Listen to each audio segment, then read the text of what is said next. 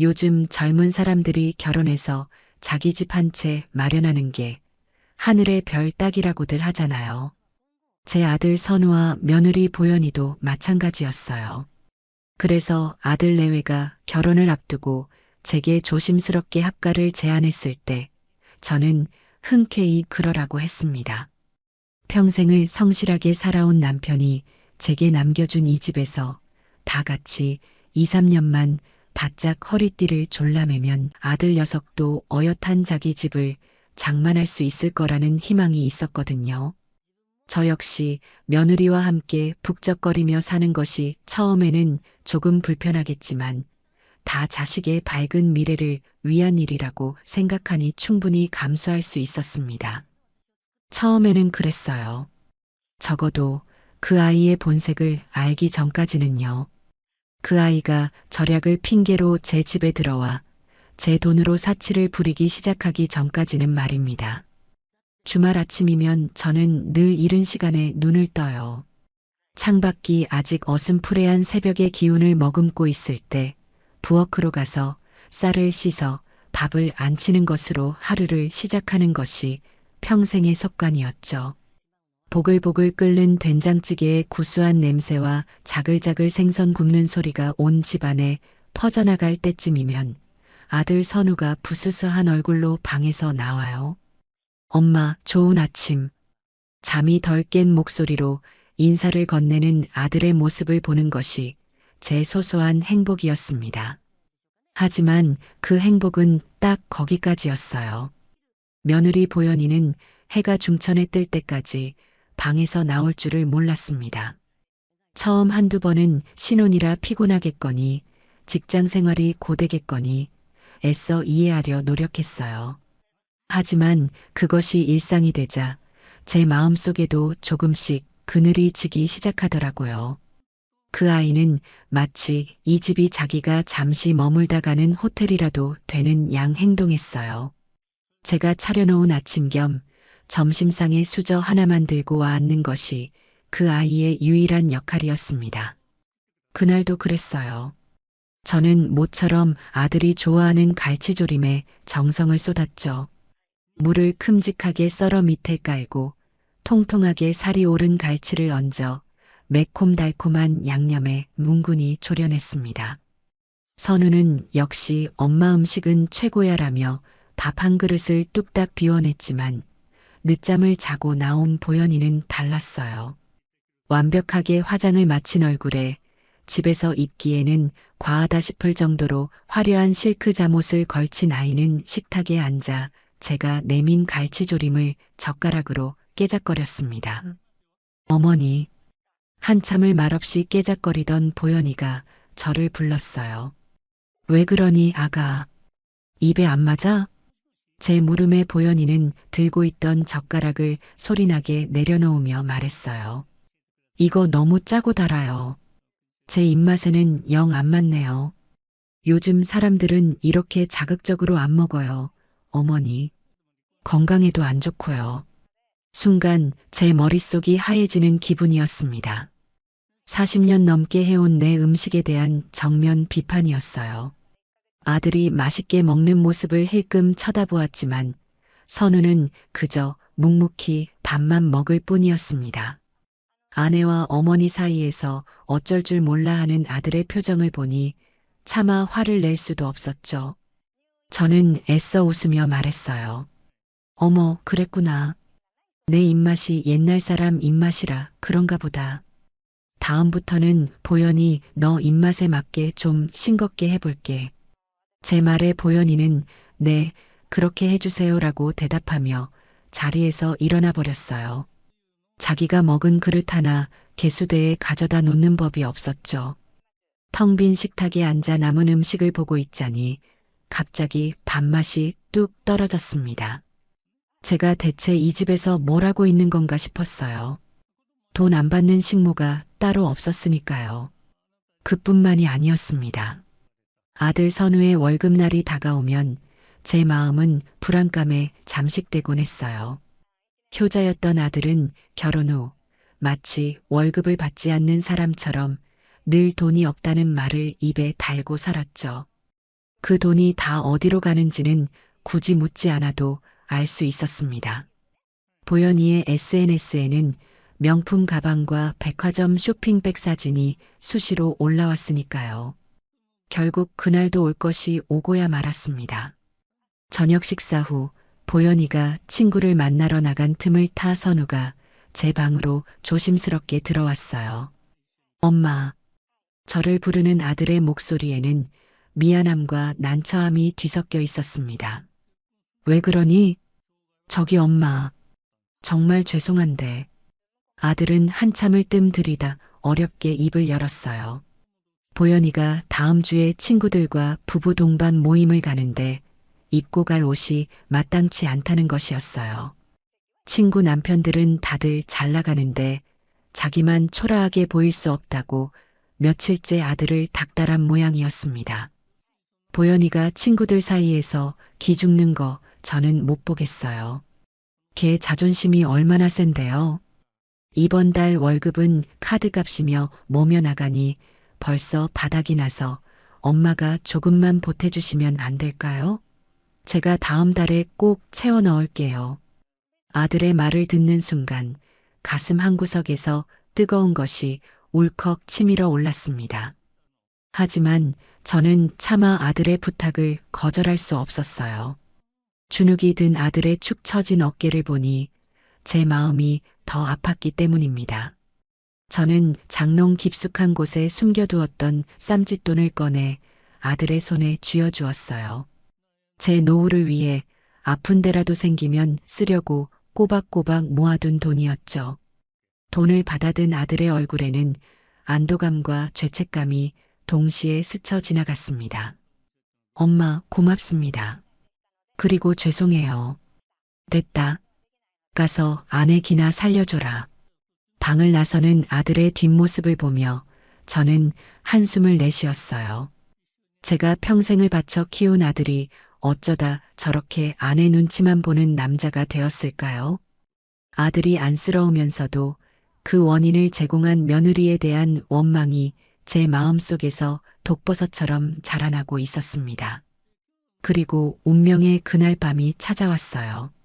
그날따라 선우는 회사 일로 늦는다고 했고 저는 거실 소파에 앉아 텔레비전 채널만 이리저리 돌리고 있었죠. 보현이는 일찌감치 방으로 들어가더니 한참 동안 나오지 않았습니다. 밤이 깊어지자 저도 잠자리에 들기 위해 자리에서 일어나는데 살짝 열린 안방 문틈으로 며느리의 목소리가 새어 나왔어요. 친정어머니와 통화하는 듯 했습니다. 평소 제게 말할 때와는 전혀 다른 교활하고 날카로운 목소리였어요. 엄마, 걱정하지 말라니까. 다 계획대로 되어가고 있어. 저는 저도 모르게 그 자리에 얼어붙고 말았습니다. 심장이 쿵 하고 바닥으로 떨어지는 것 같았어요. 응, 선우는 완전 내 손바닥 아니지. 내가 하자는 대로 다 해. 아주 나한테 껌뻑 죽는다니까. 불쌍해서 어떡해. 보현의 목소리에는 비웃음이 가득했습니다. 제 아들을 조롱하는 그 목소리에 피가 거꾸로 솟는 기분이었어요. 하지만 이어지는 말은 제 숨을 먹게 하기에 충분했습니다. 그러니까 엄마, 조금만 기다려. 저 할망구 집 어떻게든 우리 걸로 만들어야지. 맨날 돈 없다고 징징대는데 서울에 이만한 집 한 채가 있는데 왜 저러고 사나 몰라. 내가 머리 잘 썼지? 선우는 거의 다 넘어왔어. 치매 초기 증상 있는 것 같다고 우리가 관리해드려야 한다고 몇 번 구슬리니까 홀랑 넘어가더라. 효자 노릇하는 척 몇 번만 더 하면 저 집은 우리 거야. 알았지? 할망구. 그 단어가 제 귀에 못처럼 박혔습니다. 온몸의 피가 차갑게 식는 것 같았어요. 그동안의 모든 일이 주마등처럼 스쳐 지나갔습니다. 음식 투정을 하던 모습, 돈을 요구하던 아들의 미안한 얼굴, 제 앞에서는 살갑게 굴고 뒤에서는 저를 경멸하던 그 아이의 두 얼굴.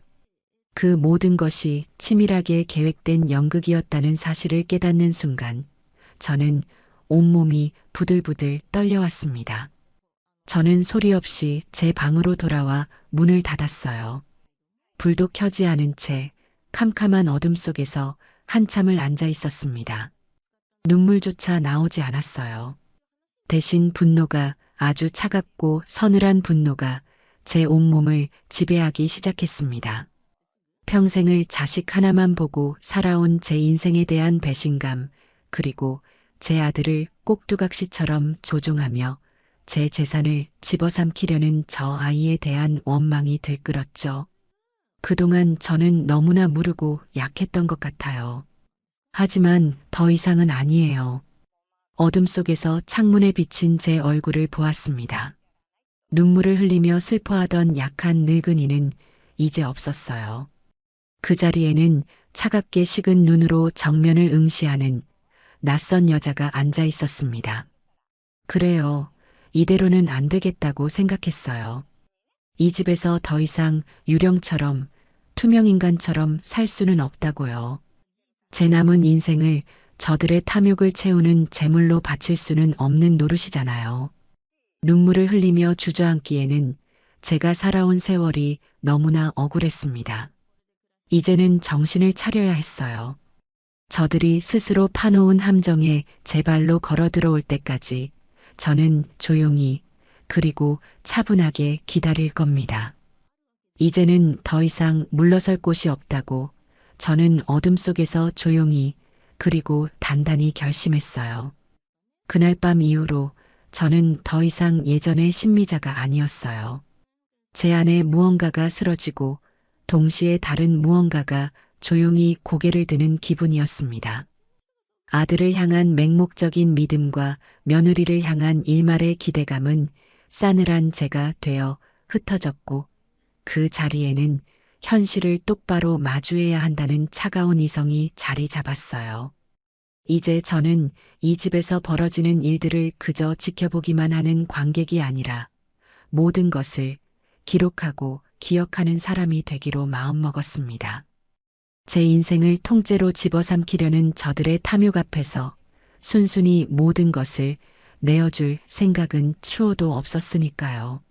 며느리 보연이의 친정어머니, 그러니까 제 사돈의 생일이 다가오고 있었어요. 며칠 전부터 보연이는 안절부절 못하며 제 주위를 맴돌았습니다. 마치 원하는 것을 얻기 위해 기회를 엿보는 아이처럼 말이죠. 시작은 아주 사소한 것이었어요. 저녁 식사를 마친 후 거실에서 과일을 깎고 있는데 보연이가 소파에 누워 스마트폰을 만지작거리며 혼잣말인 듯 아닌 듯 중얼거렸습니다. 어머, 지숙이는 좋겠다.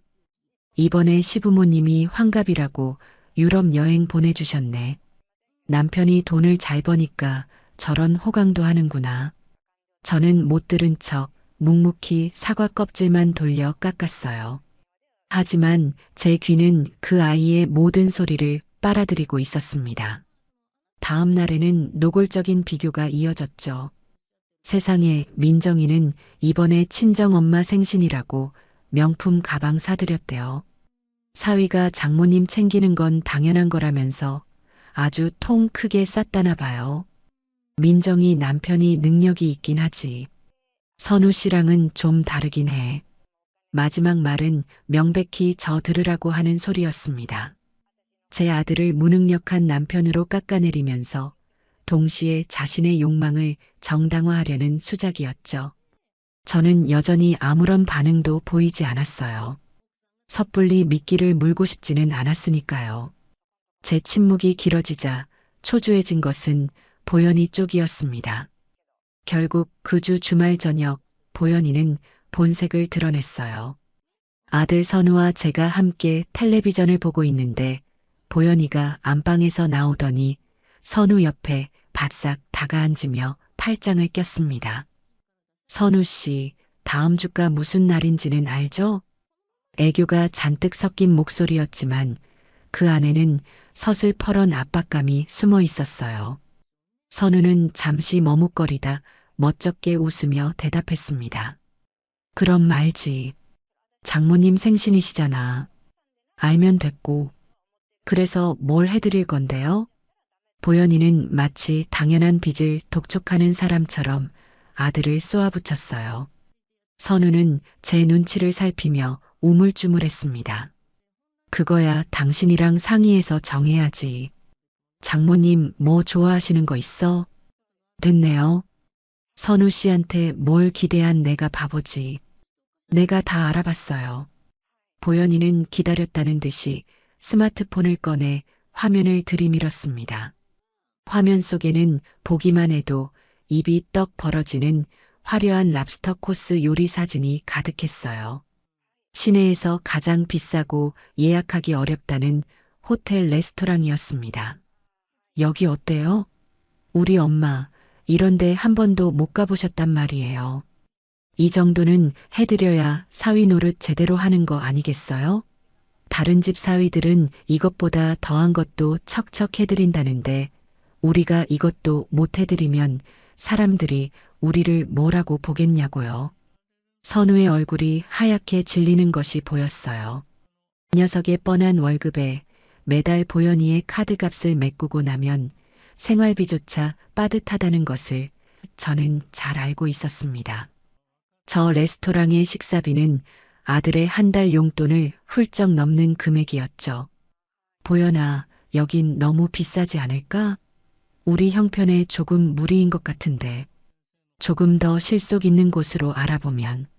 선우의 말이 채 끝나기도 전에 보현이의 표정이 싸늘하게 굳어졌어요. 무리? 뭐가 무리인데요? 지금 우리 엄마한테 쓰는 돈이 아깝다는 거예요? 선우 씨, 정말 실망스럽네요. 어떻게 그런 말을 할 수가 있어요?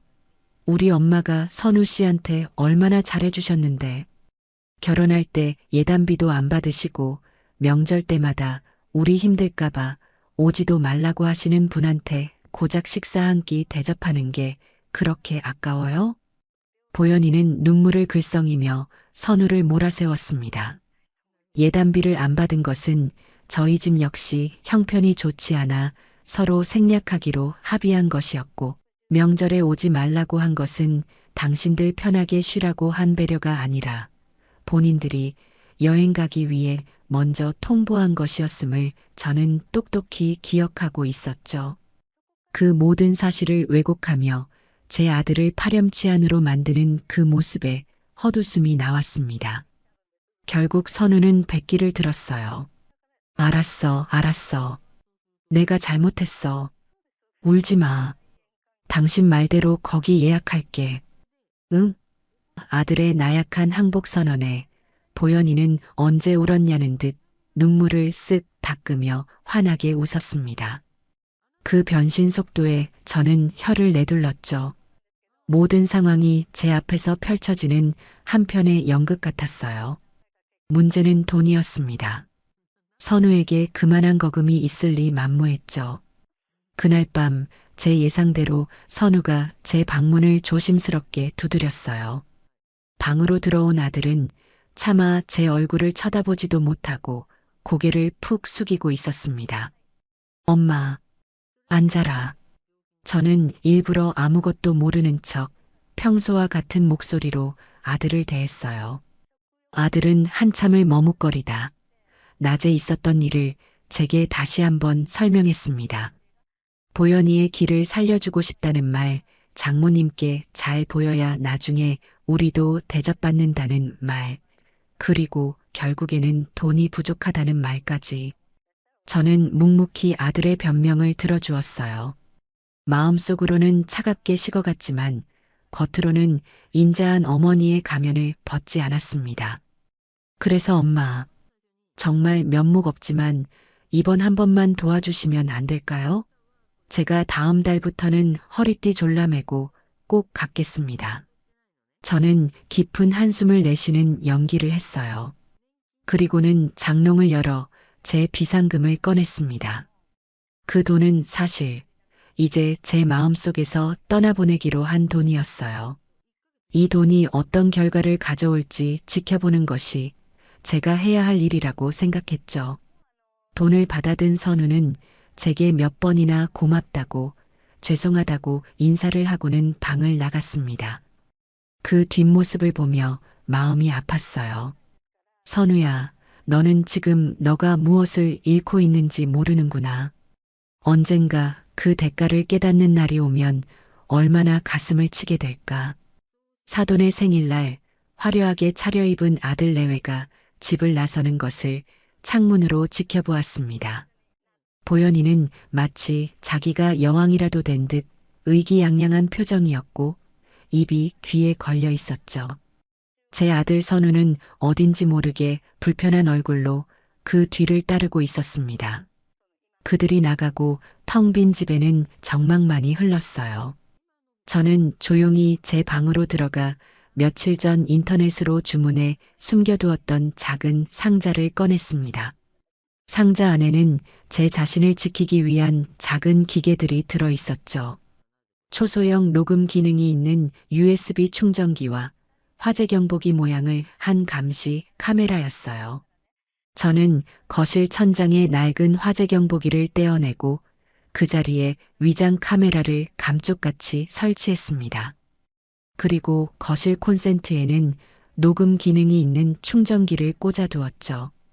이제부터라도 이 집에서 벌어지는 모든 진실을 제 손으로 기록해야 했습니다. 늦은 밤 잔뜩 술에 취한 두 사람이 집으로 돌아왔어요. 보현이의 목소리는 유난히 크고 흥분에 차 있었습니다. 스피커폰으로 통화를 하더군요. 아이고, 우리 강서방 덕분에 내 평생 이런 호강을 다 해보네. 랍스터가 입에서 살살 녹더구먼. 엄마 좋았어? 선우 씨가 엄마 기쁘게 해드리려고 큰맘 먹고 준비한 거야. 알지 알아. 우리 사위가 최고지. 우리 딸한테 이렇게 잘해주니 내가 얼마나 든든한지 몰라. 그들의 대화를 들으며 저는 차가운 미소를 지었어요. 제 아들이 제 돈으로 산 칭찬에 저는 조금도 기쁘지 않았습니다. 잠시 후 저는 제 스마트폰으로 보현이의 SNS에 들어갔어요. 아니나 다를까 이미 새로운 게시물이 올라와 있었습니다. 화려한 랍스터 요리를 배경으로 네 사람이 활짝 웃고 있는 사진과 함께 이런 글이 적혀 있었죠. 세상에서 제일 사랑하는 우리 엄마 생신 축하드려요. 우리 남편이 엄마를 위해 최고급 랍스터 코스를 쌌어요. 역시 내 남편이 최고. 엄마 오래오래 건강하게 우리 곁에 있어주세요. 사랑해요. 수많은 좋아요와 댓글이 달려 있었어요. 효년에 부럽다 남편 잘 둬서 호강하네. 사위 사랑은 장모라더니 장모 사랑도 사위네. 그 가증스러운 위선의 현장을 보고 있자니 구역질이 날 것 같았어요. 저는 조용히 그 화면을 캡처했습니다. 이것 또한 언젠가 진실을 밝힐 중요한 자료가 될 테니까요. 다음 날 아침 숙취로 머리가 아프다며 인상을 쓰고 있는 아들에게 저는 조용히 다가가 물었어요. 선우야, 어제 장모님 생신은 잘 치렀니? 아, 응. 엄마, 덕분에 잘 치렀어. 그래, 다행이구나. 그런데 선우야, 저는 잠시 말을 멈추고 아들의 눈을 똑바로 쳐다보았어요. 아무리 그래도 그건 좀 그렇지 않니? 너의 형편을 내가 뻔히 아는데 그렇게까지 무리해서 차린 생신상으로 생색을 내는 건 말이다. 보현이 SNS에 올라온 글 나도 봤다. 제 말에 선우의 얼굴이 벌개졌어요. 그는 시선을 피하며 변명을 늘어놓기 시작했습니다. 엄마, 그게 아니라 보현이가 그냥 친구들한테 보여주려고 그런 거지. 다른 뜻은 없었어. 그리고 다 한 가족인데 뭘 그렇게 따져.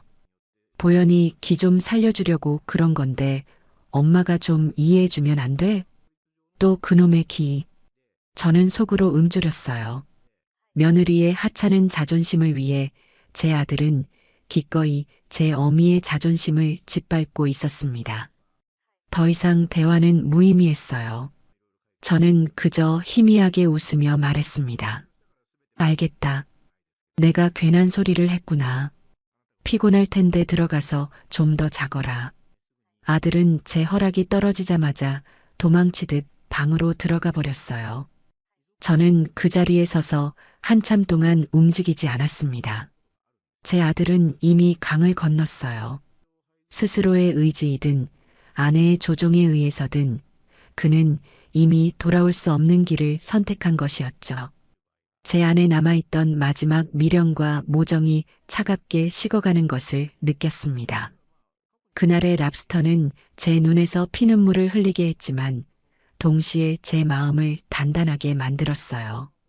이제 더 이상 감정에 휘둘리지 않을 자신이 생겼습니다. 시간은 무심하게 흘러 제 생일이 되었어요. 사돈의 생일 잔치가 있고 나서 불과 한 달 남짓 지난 후였죠. 그 화려했던 랍스터의 기억이 아직도 제 머릿속에 생생한데 과연 내 생일날에는 어떤 일이 벌어질까 저는 아주 조금 정말 털엄만큼의 기대를 품고 있었습니다. 아니, 기대라기보다는 시험에 가까웠어요. 제 아들 선우와 며느리 보연이라는 인간들이 과연 최소한의 도리라는 것을 아는 사람들인지 마지막으로 확인해 보고 싶었던 것이죠. 생일날 아침, 저는 평소보다 조금 늦게 일어났어요. 혹시라도 아들 내외가 저를 위해 아침을 준비하고 있을지도 모른다는 헛된 상상 때문이었죠. 하지만 제 방문을 열고 나갔을 때 저를 맞이한 것은 싸늘한 정적뿐이었습니다. 식탁은 텅 비어 있었고 부엌에는 어젯밤 제가 설거지해 둔 그릇들이 가지런히 놓여 있을 뿐 음식 냄새는 조금도 나지 않았어요. 아들 선우는 이미 출근하고 없었고 안방문은 굳게 닫혀 있었습니다. 보연이는 아직도 꿈나라를 헤매고 있는 모양이었어요. 저는 씁쓸한 웃음을 지으며 혼자 찬밥에 물을 말아 아침을 해결했습니다. 김치 한 조각을 밥 위에 얹어 씹는데 어쩐지 모래를 씹는 것처럼 서걱거렸어요. 그래, 내가 무슨 기대를 한 걸까? 저들에게 나는 이미 없는 사람이나 마찬가지인데 스스로를 자조하며 꾸역꾸역 밥을 넘겼습니다. 오전 내내 집안은 쥐 죽은 듯 조용했어요. 저는 일부러 거실을 청소하고 빨래를 돌리며 인기척을 냈지만 안방문은 열릴 기미가 보이지 않았죠. 점심시간이 훌쩍 지나서야 보연이가 하품을 하며 방에서 나왔습니다. 잠이 덜 깬 부스스한 얼굴로 저를 보더니 아무렇지 않게 말했어요. 어머니, 저 배고픈데 뭐 먹을 거 없어요? 그 순간 저는 제 귀를 의심했습니다. 오늘이 무슨 날인지 정말 모르는 걸까? 아니면 알면서도 일부러 모르는 척하는 걸까? 제 생일이라는 사실은 차치하더라도 늦잠을 자고 일어나 밥을 차려달라고 요구하는 저 뻔뻔함에 기가 막혔어요. 저는 표정 없는 얼굴로 대답했습니다. 냉장고에 밑반찬 몇 가지 있으니 꺼내 먹으렴. 밥은 밥솥에 있고. 제 차가운 대답에 보연이는 잠시 인상을 찌푸리더니 이내 투덜거리며 냉장고를 뒤지기 시작했어요. 아, 먹을 게 하나도 없네. 맨날 이런 풀떼기만 있고. 결국 보연이는 배달 앱으로 피자를 시켜 혼자 거실 소파에 앉아 먹기 시작했습니다. 텔레비전을 보며 피자를 우물거리는 며느리의 모습을 보고 있자니 저와는 다른 세상에 사는 사람처럼 느껴졌어요. 제게는 한 조각 권하는 법도 없었죠. 그렇게 길고 긴 하루가 지나갔습니다. 친구들에게서 온 생일 축하 메시지에 답장을 하고 멀리 사는 동생과 통화를 하며 애써 아무렇지 않은 척했지만 마음 한구석이 시리고 아픈 것은 어쩔 수 없었어요. 저녁이 되어 아들 선우가 퇴근하고 돌아왔습니다. 저는 마지막 희망을 걸고 아들의 입을 쳐다보았어요. 엄마, 생신 축하드려요. 그 한마디면 오늘 하루의 모든 서러움이 눈 녹듯 사라질 것 같았습니다. 하지만 아들은 제게 다녀왔습니다라는 무미건조한 인사만 건네고는 곧장 방으로 들어가 버렸어요. 잠시 후 아들과 며느리가 방에서 나누는 대화 소리가 희미하게 들려왔습니다. 선우 씨, 오늘 어머니 생신인 거 알았어? 아, 맞다. 깜빡했네. 어떡하지? 어떡하긴 뭘 어떡해. 그냥 조용히 넘어가. 괜히 뭐 챙겨드린다고 돈 쓰지 말고. 저번에 우리 엄마 생신 때 이미 거하게 썼잖아. 그래도는 무슨. 그냥 모른 척해. 그게 상책이야. 그 대화를 듣는 순간 제 마음속에 남아있던 마지막 희망의 불씨마저 완전히 꺼져버렸습니다. 저는 그 자리에 못 박힌 듯 서서 허공만 바라보았어요. 눈물도 나지 않았습니다. 슬픔을 넘어선 거대한 허무가 저를 덮쳤죠.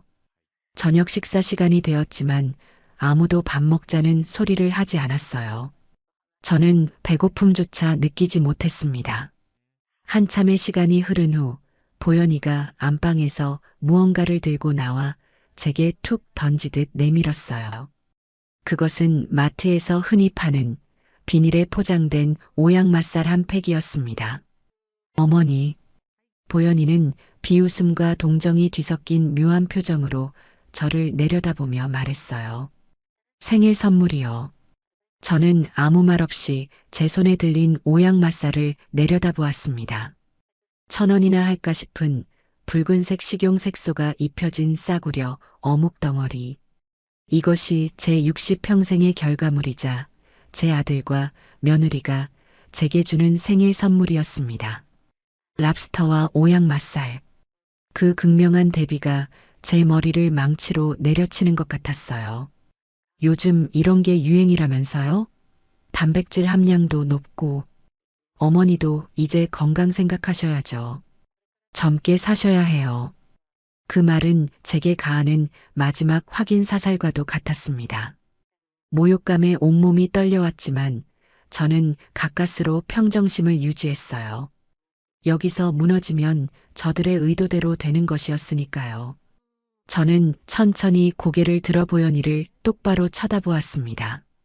그리고는 제 평생 가장 온화하고 인자한 미소를 지어 보이며 말했죠. 어머, 이걸 어떻게 구했니? 귀한 걸 다 사왔네. 고맙다, 아가. 정말 고마워. 내 마음이 너무 예쁘구나. 제 반응에 보현이는 오히려 당황한 기색이었습니다. 제가 울고불고 난리를 칠 것이라 예상했던 모양이에요. 저는 보현이가 보는 앞에서 오양맛살의 비닐 포장을 정성스럽게 뜯었습니다.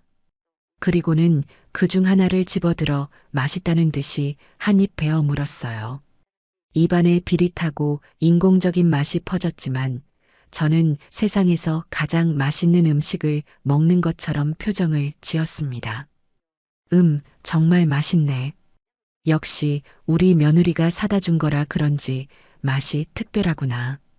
제 연기에 보현이는 다행이네요라고 퉁명스럽게 말하고는 방으로 휙 들어가 버렸어요. 잠시 후 퇴근하고 돌아온 선우가 그 광경을 보았습니다. 식탁에 앉아 오양맛살을 먹고 있는 저와 그 옆에 놓인 빈 포장지를 보고도 아들은 아무 말도 하지 않았어요. 그저 못 볼 것을 봤다는 듯 시선을 피하고는 아내를 따라 방으로 들어갈 뿐이었습니다.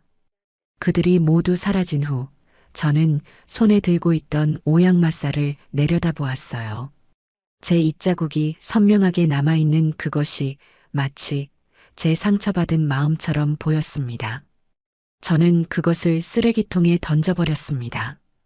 그리고 결심했어요. 이제 더는 망설일 필요가 없다고. 이대로 물러앉아 제 인생을 갉아먹히며 살 수는 없었습니다. 단순히 집을 팔고 떠나는 것은 도망일 뿐 아무것도 해결되지 않을 거라는 생각이 들었어요. 저들이 저지른 행동에 대한 책임을 묻고 제 것을 온전히 되찾아야 했습니다. 그날 밤 저는 잠을 자지 않았어요. 대신 컴퓨터를 켜고 앞으로 제가 무엇을 해야 할지 차분히 계획을 세우기 시작했습니다. 법률 정보를 찾아보고 비슷한 사례들을 연구하며 제 자신을 지키기 위한 방법을 구체적으로 구상했어요. 오양맛살이 제게 준 것은 모욕감만이 아니었습니다. 그것은 제게 더 이상 물러서면 안 된다는 명확한 신호와 제 인생을 되찾아야 한다는 단단한 의지를 선물한 셈이었죠. 길고 외로운 싸움이 되겠지만 저는 피하지 않기로 마음먹었습니다. 오양맛살의 모욕을 겪은 다음 날 아침, 저는 완전히 새로운 사람이 되어 거울 앞에 섰어요. 밤새 세운 계획은 제게 두려움 대신 차가운 용기를 주었습니다. 이제부터 저는 배우가 되어야 했어요. 세상에서 가장 어수룩하고 정신이 오락가락하는 늙은 어머니 역할을 완벽하게 소화해내야 했죠. 제 삶을 되찾기 위한 계획의 첫걸음은 바로 제 자신을 미끼로 던지는 것에서부터 시작될 예정이었습니다. 첫 번째 연기는 아침 식탁에서 시작되었어요. 저는 일부러 멍한 표정으로 식탁에 앉아 밥그릇 대신 국그릇에 밥을 푸려고 했습니다. 어머니, 뭐 하세요? 거기다 밥 푸시면 어떡해요? 보연이가 짜증 섞인 목소리로 핀잔을 주었어요. 저는 화들짝 놀라는 연기를 하며 말했습니다. 어머, 내가 정신이 없나 보다. 이게 밥그릇인 줄 알았네. 요즘 왜 이렇게 깜빡깜빡 하는지 모르겠어. 저는 중얼거리며 밥을 제대로 된 그릇에 옮겨 담았어요. 보연이는 혀를 차며 저를 한심하다는 듯 쳐다보았고 아들 선우는 걱정스러운 얼굴로 저를 바라보았죠. 저는 속으로 생각했습니다. 첫 단추는 아주 성공적으로 끼워진 셈이라고요. 그날부터 저의 기억력 없는 노인 연기는 본격적으로 시작되었습니다. 거실에 둔 제 안경을 찾지 못해온 집안을 헤매고 다니는 것은 기본이었고 며칠 전에 샀던 식재료를 똑같이 또 사와서 냉장고를 터져나가게 만들기도 했어요. 보연이의 이름과 선우의 이름을 헷갈리게 부르며 선우야, 아니 보연아, 나 물 좀 갖다 주렴 하는 식으로 혼란스러운 모습을 연출했습니다. 며칠이 지나자 보연이의 반응은 짜증에서 의심으로 그리고 마침내 어떤 확신으로 변해가는 것이 보였어요. 어느 날 저녁 제가 가스레인지에 냄비를 올려놓고 불 끄는 것을 잊어버린 척 거실에 앉아 있었습니다. 물론 냄비는 거의 다 타기 직전에 제가 몰래 불을 껐지만 집안에는 매캐한 연기가 자욱했죠. 보연이는 코를 막고 부엌으로 달려가 소리를 질렀어요. 어머니, 지금 뭐 하시는 거예요? 집 다 태워 먹을 뻔했잖아요. 정말 왜 이러세요, 요즘? 저는 어쩔 줄 몰라 하는 표정으로 달려가 어머나 세상에. 내가 이걸 깜빡했네. 정말 미안하다, 아가. 내가 죽을 죄를 지었다라며 과장되게 사과했습니다. 그날 밤 저는 제 방에 설치해둔 녹음기를 통해 아들 내외의 대화를 엿들었어요. 제 연기가 어떤 효과를 발휘하고 있는지 확인할 시간이었습니다. 선우 씨, 이거 정말 안 되겠어. 어머니, 아무래도 병원에 한번 모시고 가봐야 할 것 같아. 치매 초기 증상이랑 똑같잖아. 오늘만 해도 하마터면 불날 뻔했다고. 보연이의 목소리에는 걱정보다는 어떤 흥분이 섞여 있었습니다. 제 예상대로였죠. 치매라니 설마. 그냥 요즘 기력이 없으셔서 그러시는 거겠지. 아직 아들은 현실을 부정하고 싶어 했어요. 하지만 보연이는 아들의 그 마지막 남은 양심을 교묘하게 파고들었습니다. 선우 씨, 현실을 직시해야지. 저러다 큰일 나면 어떡할 거야? 우리가 모셔야 할 의무가 있는 거잖아. 이럴 때일수록 우리가 정신 바짝 차리고 어머니를 챙겨드려야 한다고. 챙겨드린다는 그 말이 얼마나 가증스럽게 들렸는지 모릅니다. 보연이가 말하는 챙김이란 저를 요양원에 보내고 이 집을 차지하겠다는 뜻이라는 것을 저는 잘 알고 있었으니까요. 제 연기는 날이 갈수록 대담해졌어요. 어느 날은 관리비 고지서를 받고도 일부러 내는 것을 잊어버린 척했습니다. 며칠 뒤 관리사무소에서 독촉 전화가 오자 저는 보현이에게 울상을 지으며 말했죠. 보현아, 큰일 났다. 내가 관리비 내는 걸 깜빡했나 봐. 고지서도 어디다 뒀는지 기억이 안 나는데 어떡하면 좋니? 보현이는 깊은 한숨을 내쉬며 아, 정말.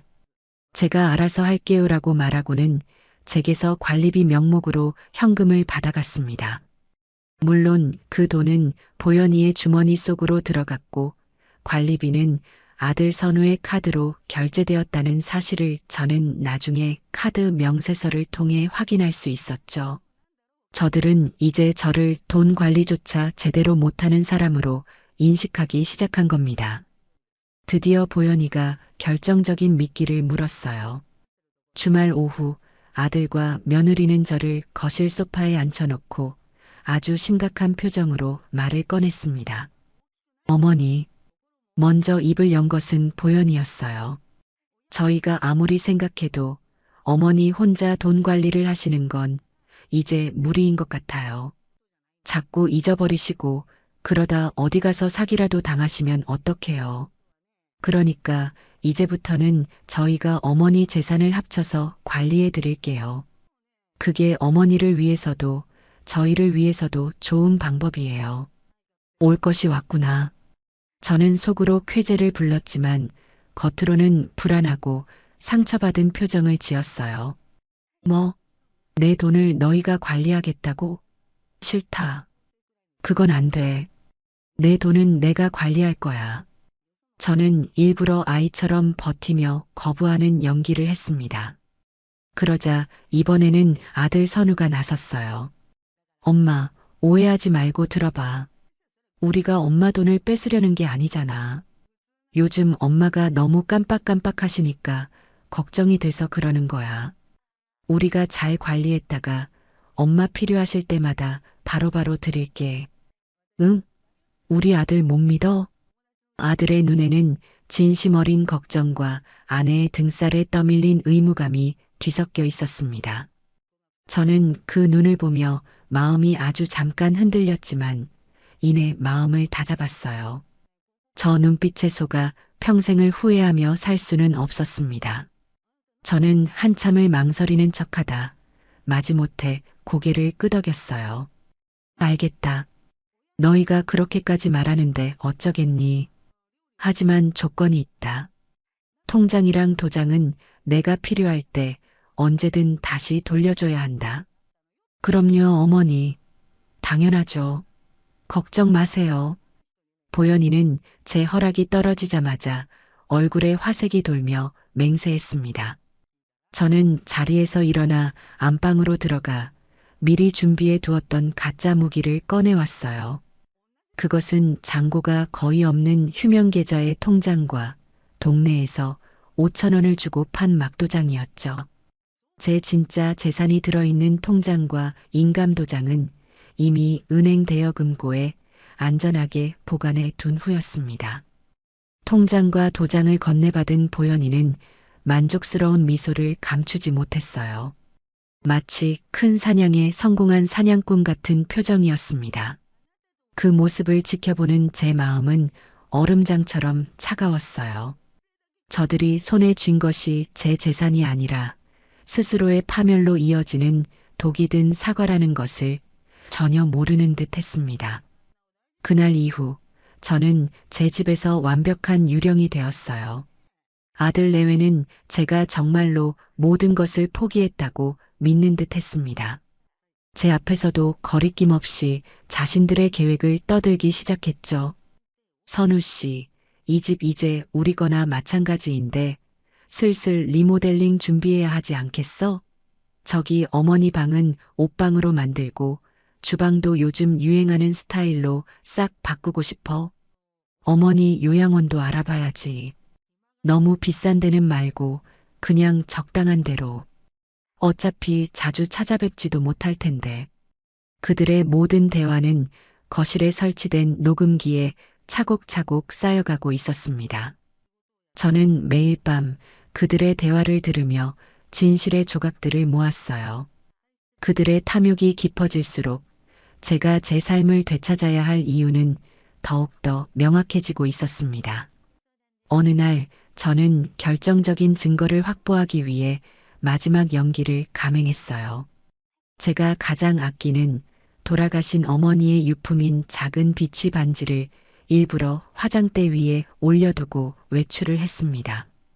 그리고 외출해서 돌아온 척하며 반지가 없어졌다며 온 집안이 떠나가라 울부짖었어요. 내 반지, 우리 엄마가 물려주신 내 반지, 그게 없어졌어. 어디 갔지? 내 반지. 저는 일부러 보현이를 의심하는 듯한 눈초리로 쳐다보며 통곡했습니다. 보현이는 질색하며 제가 그걸 왜 가져가요? 어머니가 어디다 두시고 또 잊어버리신 거겠죠. 라며 펄쩍 뛰었어요. 하지만 저는 이미 알고 있었습니다. 그 반지가 어디로 갔는지를.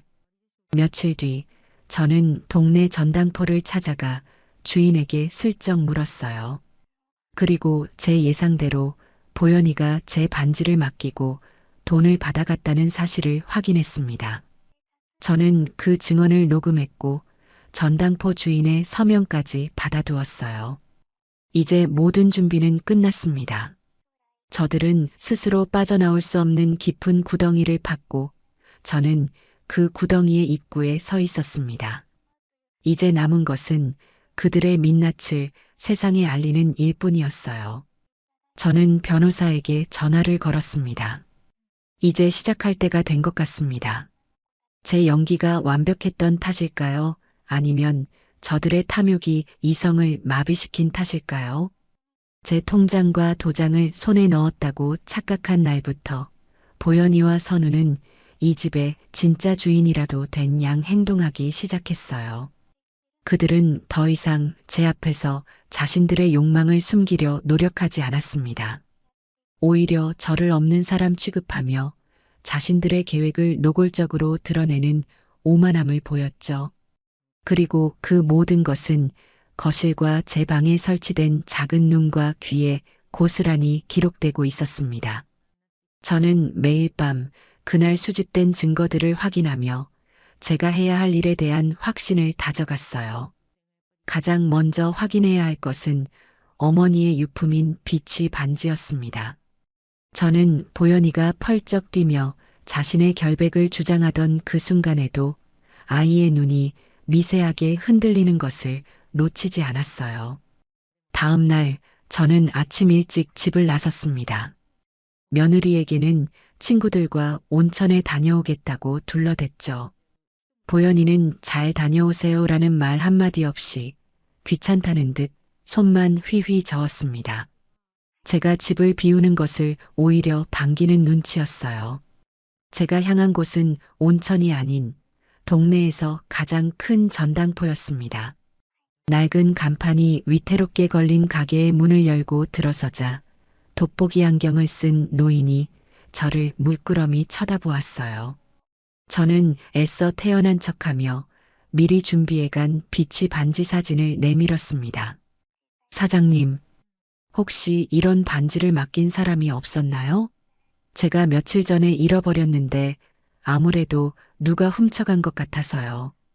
노인은 사진을 한참 들여다보더니 안경을 추어 올리며 제 얼굴을 찬찬히 뜯어보았어요. 이거 아주 귀한 물건인데 요즘엔 이런 색과 투명도를 가진 비치가 잘 안 나옵니다. 할머니께서 꽤 아끼시던 물건인가 봅니다. 네. 돌아가신 저희 어머니께서 물려주신 세상에 단 하나뿐인 반지예요. 제 목소리가 저도 모르게 떨려 나왔습니다. 노인은 잠시 무언가 생각하는 듯 하더니 낮은 목소리로 말했어요. 며칠 전에 젊은 여자가 와서 비슷한 반지를 맡기고 갔습니다. 아주 급전이 필요하다면서 시어머니 물건인데 몰래 가져왔다고 하더군요.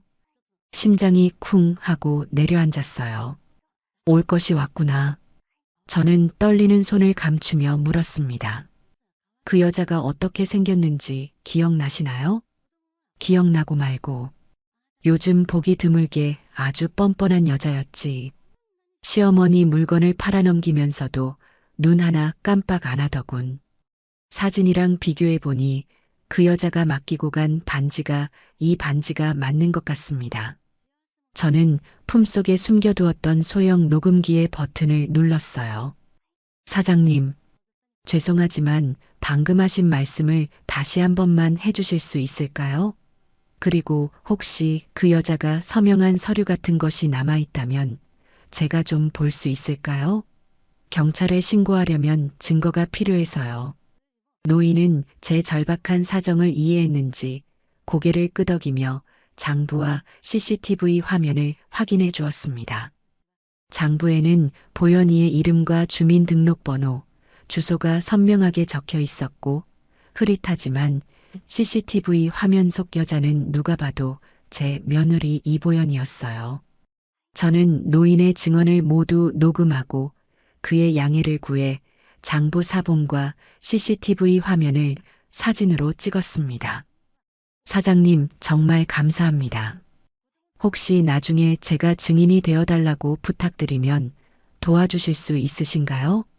물론이지요. 자식 잘못 키운 죄로 고생하시는 것 같은데 제가 그 정도는 도와드려야 사람 도리 아니겠습니까?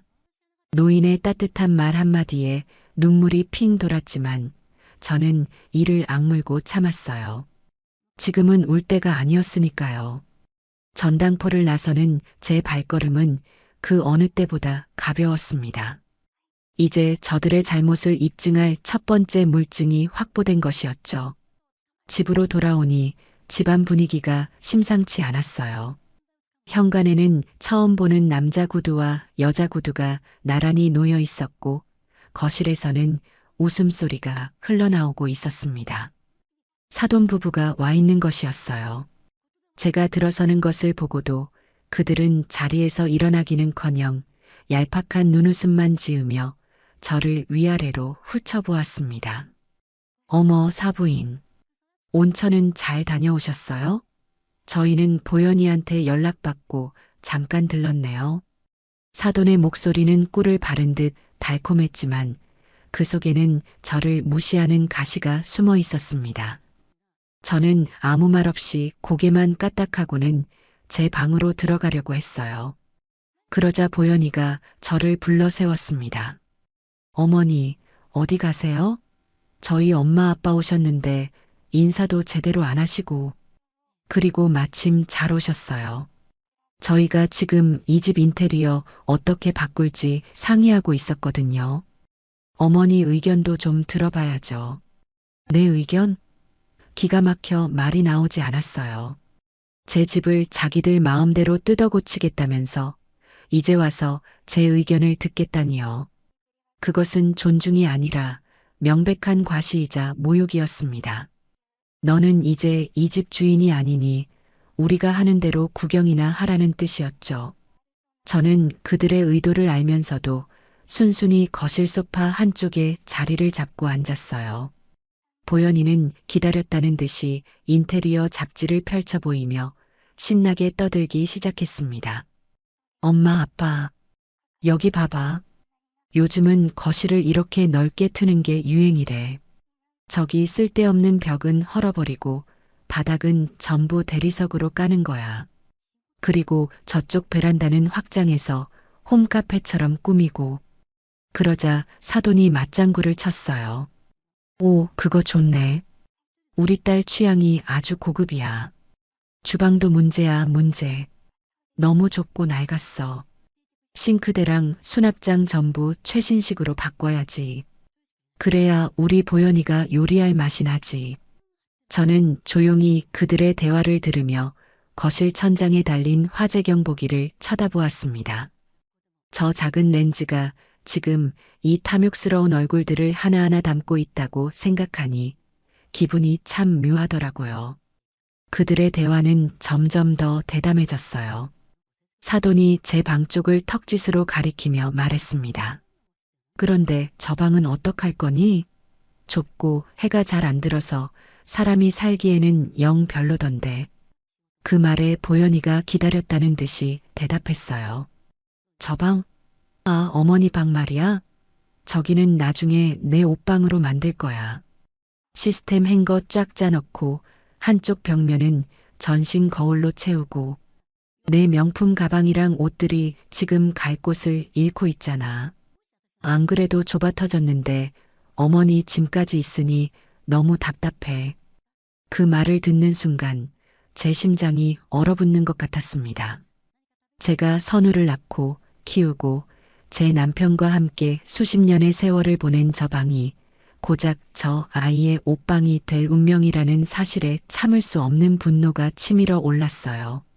남편과 함께 고른 낡은 자개장, 선우가 어릴 때 벽에 그려놓은 낙서, 그 모든 추억이 깃든 공간이 저들에게는 그저 답답한 짐일 뿐이었습니다. 저는 주먹을 꽉 쥐었어요. 손톱이 손바닥을 파고드는 아픔도 느껴지지 않았습니다. 그때 아들 선우가 과일을 깎아내오며 그들의 대화에 끼어들었어요. 저는 마지막 남은 기대를 걸고 아들의 입을 쳐다보았습니다. 제발, 제발 내 아들이라면 저들의 망언을 막아주리라고. 어머니 방을 옷방으로 쓰는 건 좀. 선우가 어렵게 입을 열었습니다. 하지만 이어지는 말은 제 기대를 산산조각 냈어요. 옷방으로 쓰기에는 좀 작지 않을까? 차라리 서재로 쓰는 게 더 낫지 않겠어? 당신 책도 많잖아. 아들은 제 방을 지켜줄 생각이 전혀 없었습니다. 단지 그 용도를 두고 아내와 다른 의견을 제시했을 뿐이었죠.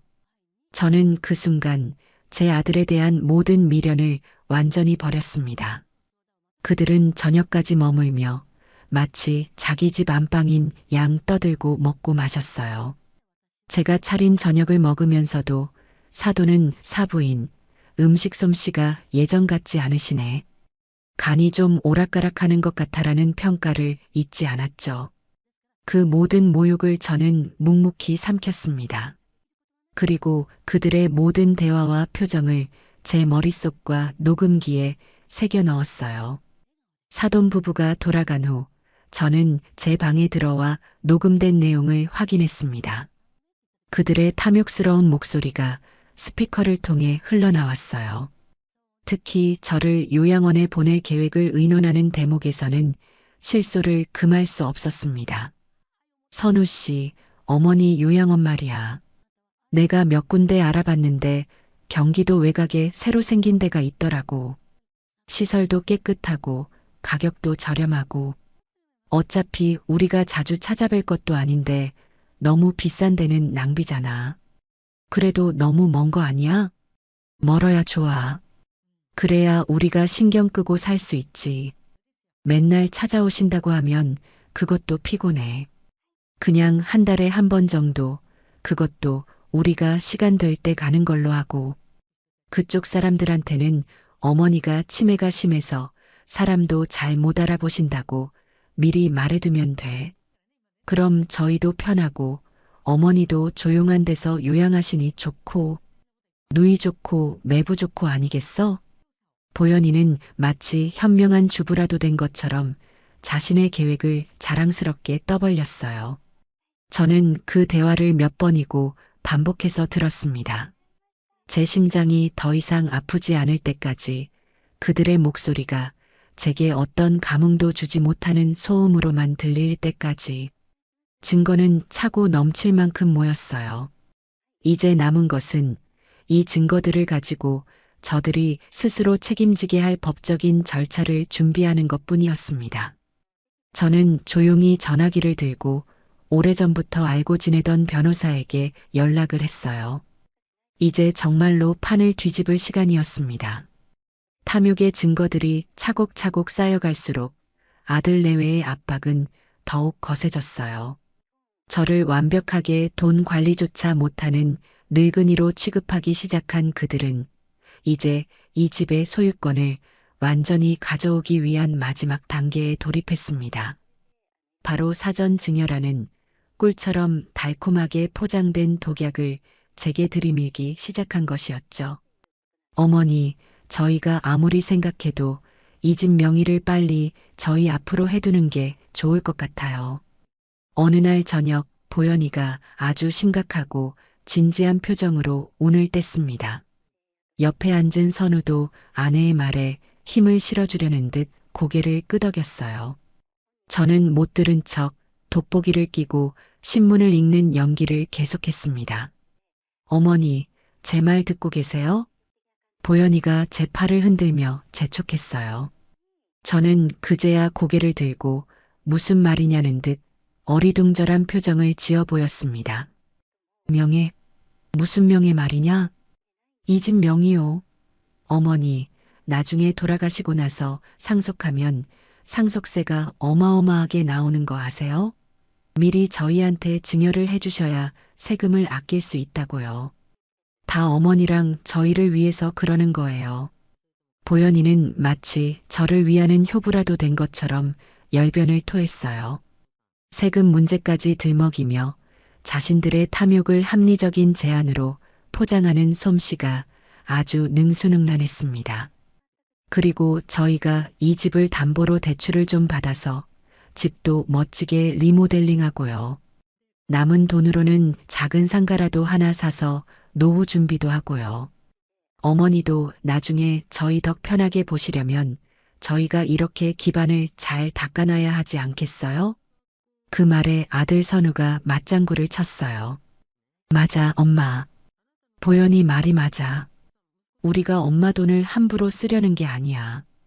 더 크게 불려서 나중에 엄마 더 편하게 모시려고 그러는 거지. 엄마, 우리 아들 한 번만 믿고 이번 일은 저희한테 맡겨주시면 안 될까요? 아들은 제 손을 잡으며 애원했습니다. 그 눈빛에는 어머니를 위한다는 자기 기만과 아내의 욕심을 채워주고 싶다는 욕망이 뒤섞여 있었죠. 저는 그 더러운 욕망의 끝이 어디인지 알면서도 못 이기는 척 그 손을 마주 잡았어요. 너희가 정말 나를 편하게 모시려고 그러는 것이냐? 그럼요, 어머니. 저희가 어머니 아들, 며느리인데 당연하죠. 걱정 마시고 저희만 믿으세요. 보현이가 쾌활하게 대답했습니다. 저는 깊은 한숨을 내쉬며 마침내 항복을 선언했어요. 알겠다. 너희가 그렇게까지 생각한다니 이 늙은이가 더 이상 고집을 부려서 뭘 하겠니? 너희 하자는 대로 하마. 제 허락이 떨어지자 두 사람의 얼굴에 감출 수 없는 희색이 떠올랐어요. 그들은 자신들의 승리를 확신하며 일사천리로 일을 진행하기 시작했습니다. 며칠 뒤 보현이는 잘 아는 법무사가 있다며 계약 날짜를 잡았다고 제게 통보했어요. 저는 그날 밤 아무도 몰래 집을 빠져나왔습니다. 그리고는 택시를 타고 서울 서초동으로 향했어요. 제가 찾아간 곳은 남편의 오랜 친구이자 지금은 국내에서 손꼽히는 법무법인의 대표 변호사가 된 최인호 변호사의 사무실이었습니다. 최 변호사라는 이름보다는 이노아오라는 호칭이 더 익숙한 사람이었죠. 늦은 시간이었지만 최 변호사는 저를 반갑게 맞아주었어요. 저는 그의 사무실에 앉아 그동안 있었던 모든 일을 털어놓았습니다. 랍스터와 오양맛살 이야기부터 며느리의 도둑질, 그리고 저를 요양원에 보내려는 그들의 끔찍한 계획까지 그동안 모아두었던 녹취 파일과 사진 증거들도 모두 보여주었죠. 제 이야기를 듣는 내내 최 변호사의 표정은 점점 굳어졌어요. 모든 이야기를 들은 그는 분노를 감추지 못하며 말했습니다. 형수님, 정말 고생 많으셨습니다. 선우 그 녀석이 이렇게 못난 놈이 되었을 줄은 꿈에도 몰랐습니다. 하늘에 있는 형님이 아시면 피눈물을 흘리실 겁니다. 이제 와서 후회한들 뭘 하겠나. 다 내 자식 교육 잘못 시킨 탓이지. 그래서 말인데 이노아오. 내가 저 아이들의 잘못을 바로잡고 내 것을 되찾고 싶네. 법의 테두리 안에서 다시는 저런 나쁜 마음을 품지 못하도록 자신들의 행동이 어떤 결과를 가져오는지 뼈저리게 느끼게 해주고 싶어. 제 단호한 말에 최 변호사는 잠시 생각에 잠기더니 이내 결심한 듯 입을 열었어요. 알겠습니다, 형수님. 형수님의 뜻대로 저 배은망덕한 것들이 평생 후회하며 살게 만들어 드리겠습니다. 마침 아주 좋은 방법이 있습니다. 최 변호사가 제안한 방법은 바로 부담부 증여계약이었어요. 일반적인 증여와는 달리 재산을 받는 사람에게 특정한 의무를 부담시키는 계약이었죠. 형수님, 아드님 내외에게 집을 증여하시되 계약서에 특별 조항을 넣는 겁니다. 수증자인 강선우와 이보연은 증여자인 신미자 님을 충실히 부양할 의무를 진다. 이를 위반하거나 증여자의 신체, 재산, 명예에 해를 가하는 행위를 할 경우 본 증여계약은 즉시 해지된다. 또한 수증자는 증여 재산의 원상회복은 물론 그에 대한 위약벌로 금 3억 원을 증여자에게 배상하여야 한다. 이런 식으로 말입니다. 최 변호사의 설명을 듣는 제 눈이 빛났어요.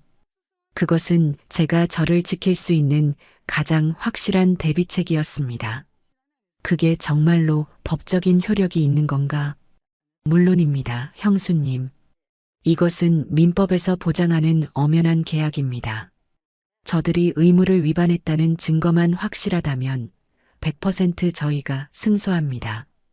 형수님께서 모아두신 녹취 파일과 증거들이 바로 그 확실한 증거가 될 거고요. 저는 최 변호사에게 모든 것을 맡기기로 했어요. 그는 밤을 새워 법적으로 한치의 빈틈도 없는 완벽한 부담부 증여계약서를 작성해 주었습니다. 그리고 계약 당일 제가 어떻게 행동해야 하는지에 대해서도 상세히 조언해 주었죠. 드디어 계약 당일이 되었어요. 보연이가 불렀다는 법무사 사무실에 도착하니 기름진 얼굴의 법무사와 아들 내외가 저를 기다리고 있었습니다. 그들의 얼굴에는 탐욕스러운 미소가 걸려 있었죠. 어머님, 이리 앉으세요. 이분이 저희 일 도와주실 김 법무사님이세요. 저는 최 변호사의 조언대로 눈이 침침하고 귀가 잘 들리지 않는 연기를 시작했어요. 아이고, 내가 눈이 어두워서 뭐가 뭔지 잘 보이지도 않네. 법무사가 여러 장의 서류를 내밀었습니다. 저는 그 서류들을 들여다보는 척하며 품속에 숨겨갔던 최 변호사의 계약서를 슬쩍 그 서류 뭉치 맨 위에 올려놓았어요. 워낙 많은 서류가 겹쳐 있었고 그들의 관심은 오직 증여라는 단어에만 쏠려 있었기에 아무도 그 사실을 눈치채지 못했습니다. 어머니, 여기에 도장 찍으시면 돼요. 보연이가 제 손을 이끌어 도장을 찍을 곳을 가리켰습니다. 저는 일부러 손을 떨며 어이구, 어디다 찍어야 하는 거냐. 내가 좀 잘 보고 찍어다오라며 며느리에게 도장을 넘겼어요. 제가 모든 것을 포기했다고 착각하고 있는 보연이는 의심 하나 없이 제가 내민 서류에 제 도장을 꾹 눌렀습니다. 그리고는 자신과 선우의 도장까지 나란히 찍었죠. 모든 계약이 끝나자 법무사와 아들 내외는 만족스러운 얼굴로 서로를 마주보며 웃었어요. 저는 그 모습을 지켜보며 속으로 차분히 되뇌었습니다. 저들은 자신들이 무엇에 서명했는지 전혀 모르고 있었어요.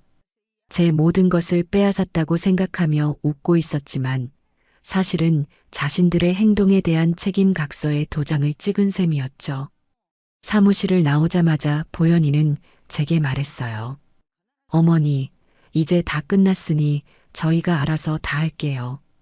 어머니는 이제 아무 걱정 마시고 푹 쉬기만 하세요. 그 말은 즉, 이제 당신은 이 집에서 아무런 권한도 없으니 쥐 죽은 듯이 지내라는 선전포고나 다름없었습니다. 저는 그저 힘없이 고개를 끄덕였어요. 이제 모든 준비는 끝났습니다. 저는 그저 진실이 밝혀질 그날을 차분히 기다리기만 하면 되었어요. 집의 소유권이 자신들에게 넘어왔다고 굳게 믿게 된 그 순간부터 며느리 이보연은 완벽하게 가면을 벗어 던졌어요. 그동안 저를 어머니라고 부르며 제 눈치를 살피던 최소한의 연기조차 집어치웠죠. 집안의 공기는 하루아침에 바뀌었습니다. 따뜻하고 평온했던 제 보금자리는 이제 제가 눈치를 보며 숨죽여 살아야 하는 차가운 감옥이 되어버렸어요. 보현이는 이제 저와 겸상조차 하지 않았습니다. 아들과 둘이서만 배달 음식을 시켜 먹거나 외식을 하고 들어오는 날이 잦아졌어요. 제가 나도 밥을 먹어야지라고 말하면 보현이는 귀찮다는 듯이 냉장고에 남은 반찬 있잖아요. 알아서 챙겨 드세요라고 쏘아붙였습니다. 어떤 날은 그나마 있던 밑반찬마저 상했다는 이유로 전부 버려버리고는 제게 컵라면 하나를 툭 던져주기도 했죠. 이거라도 드시든가요. 앞으로는 음식물 쓰레기 나오게 뭐 만들 생각 마세요. 집에서 냄새나요. 그뿐만이 아니었습니다. 보현이는 제가 평생을 아끼며 사용해온 손때 묻은 가구들을 하나씩 집 밖으로 내놓기 시작했어요. 남편과 함께 고른 낡은 소파, 선우가 어릴 때부터 쓰던 책상, 제가 시집 올 때 해왔던 자개장까지. 어머니, 이런 촌스러운 것들 좀 다 버리세요.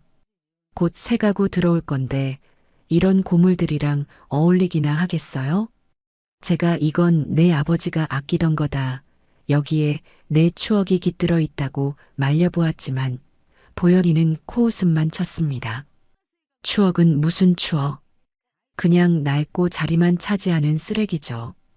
이런 거에 미련 두는 거 다 늙었다는 증거예요.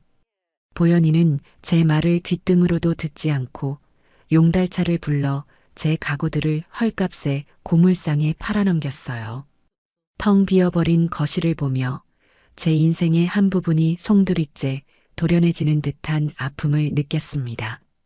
하지만 저는 아무것도 할 수 없는 힘없는 노인인 척 그 모든 것을 지켜볼 뿐이었어요. 물론 그 모든 만행은 제 방과 거실의 카메라에 빠짐없이 기록되고 있었습니다. 아들 선우는 아내의 이런 행동을 말리기는커녕 오히려 동조하거나 방관했어요.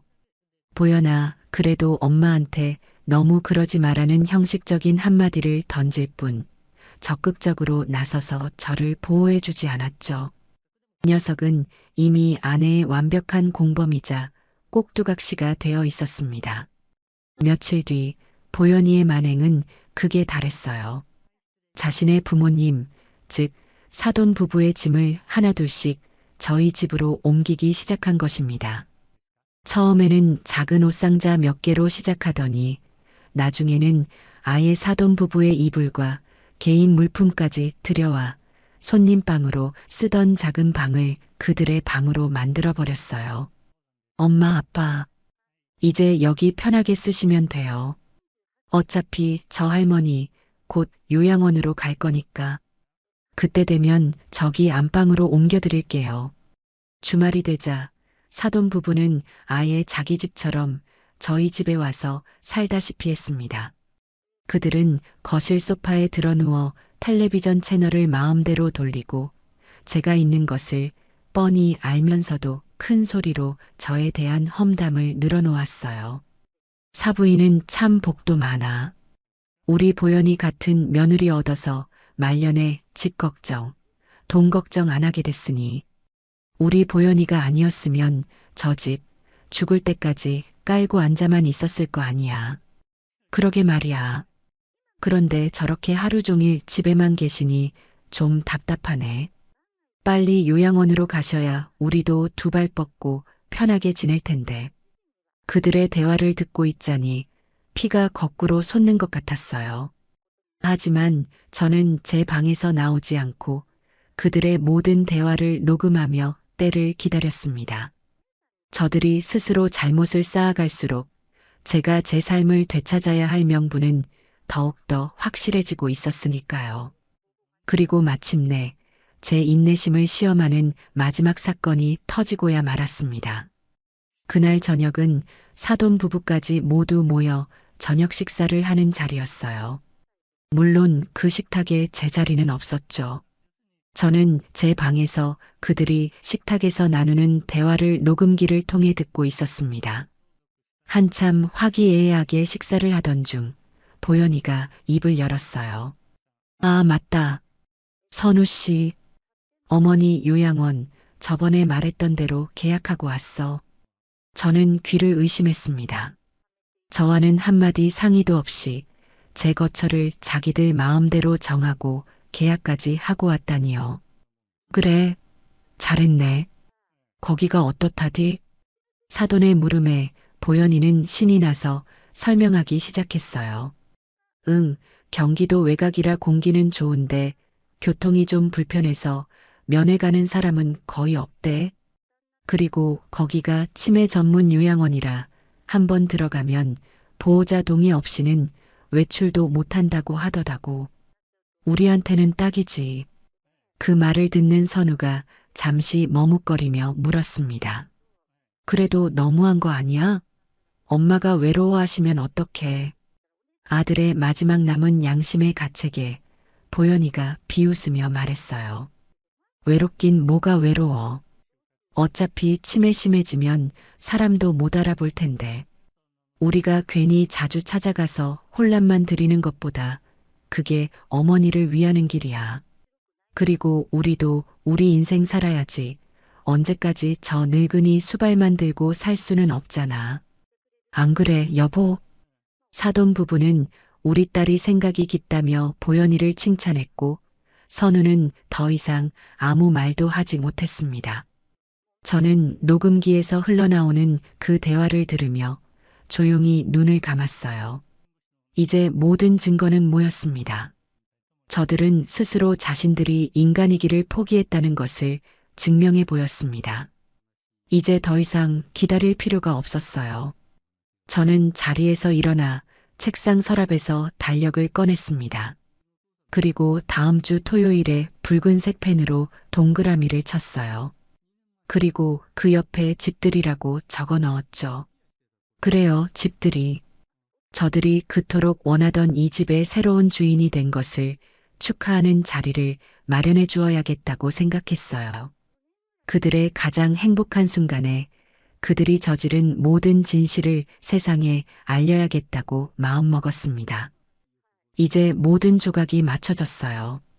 그 순간 제 얼굴에 어떤 표정이 떠올랐는지는 모르겠어요. 아마도 슬픔과 결의가 뒤섞인 아주 낯선 표정이었을 겁니다. 저는 마지막으로 진실을 마주할 그날을 위해 마음을 다잡고 있었습니다. 시간이 흘러 집들이를 하기로 약속한 토요일이 되었어요. 그날 아침의 공기는 유난히 무겁고 고요하게 느껴지더라고요. 마치 거대한 폭풍이 오기 전 세상의 모든 소리가 숨을 죽인 듯한 그런 정막이었죠. 저는 복수국의 대미를 장식한다거나 지옥의 문을 연다거나 하는 식의 거창한 생각은 하지 않았어요.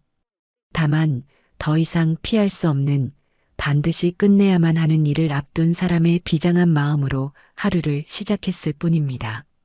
어쩌면 그날은 심판의 날이 아니라 길고 길었던 제 아픔과 상처를 도려내는 수술의 날이었을지도 모르겠네요.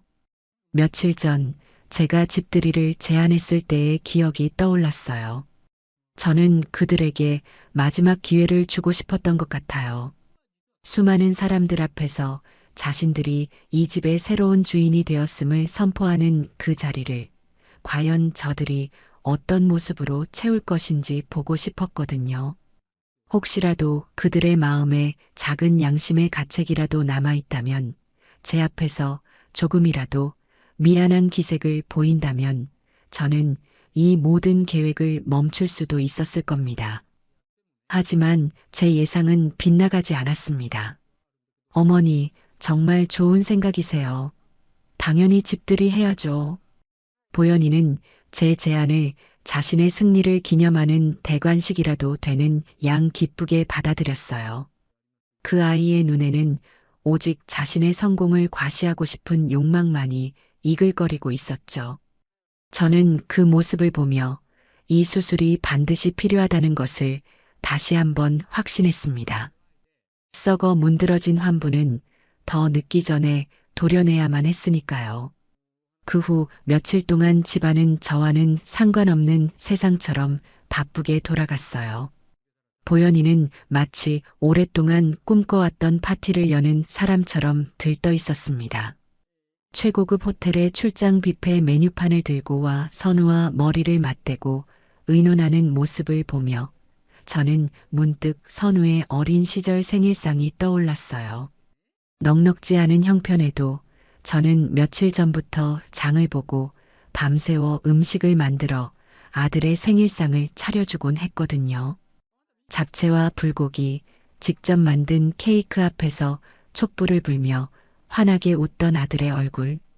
그 소박하지만 행복했던 기억이 지금 눈앞에 화려하지만 텅 빈 풍경과 겹쳐지며 제 가슴을 시리게 만들었어요. 파티 전날 밤 보현이는 새로 산 값비싼 원피스를 몇 벌이나 꺼내 입어보며 선우에게 어떤 옷이 더 잘 어울리는지 묻고 있더라고요. 선우 씨, 이거 어때? 내일 내 친구들이랑 회사 상사분들도 오시는데 너무 초라하게 보이면 안 되잖아. 선우는 지친 얼굴로 다 예뻐. 당신은 뭘 입어도 예뻐라고 영혼 없이 대답하고 있었죠.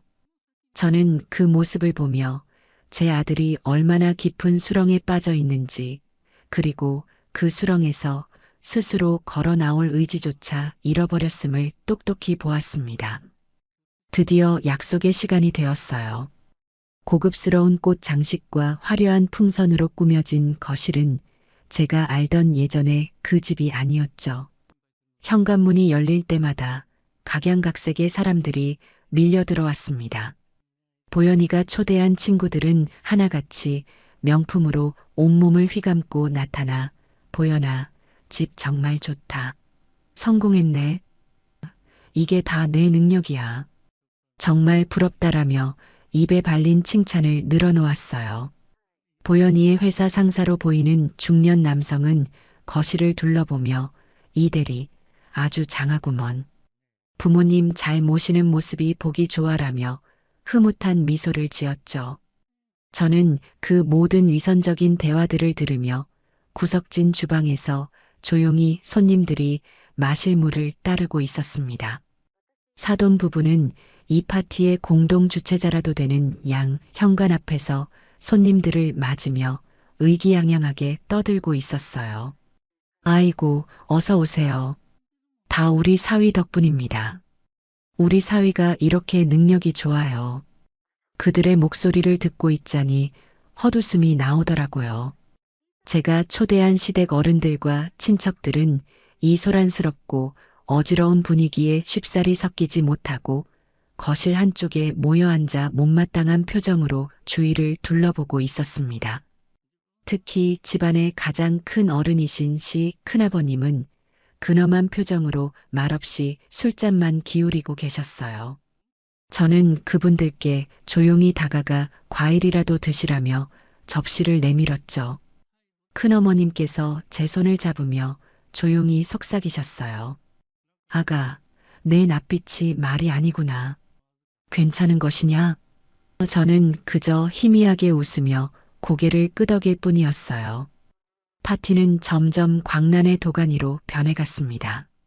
시끄러운 음악 소리와 사람들의 웃음소리, 술잔 부딪히는 소리가 뒤섞여 제 머리를 어지럽게 만들었죠. 저는 마치 투명인간처럼 사람들 사이를 오가며 빈 접시를 치우고 바닥에 떨어진 쓰레기를 주웠습니다.